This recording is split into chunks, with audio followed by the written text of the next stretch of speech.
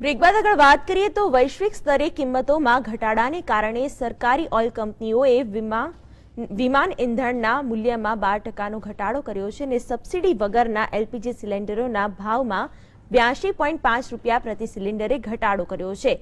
Subsidy વગરના રાંધણ ગેસના સિલિન્ડરોની કિંમત દિલ્હીમાં 575 રૂપિયા થઈ ગઈ છે।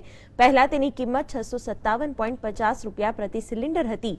સબસિડી વગરના એલપીજી સિલિન્ડરોની કિંમતમાં ઘટાડો કરાયો છે, તેથી વર્ષમાં સબસિડીવાળા 12 સિલિન્ડરોના કોટા પૂરા થયા બાદ લોકોને બજાર કિંમતે ખરીદાતા રસોઈ ગેસના સિલિન્ડરો લેવામાં થોડી રાહત મળશે।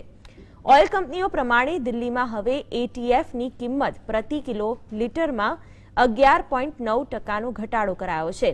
આ સતત ત્રીજો માસ છે કે જ્યારે એટીએફની કિંમતોમાં ઘટાડો થયો છે।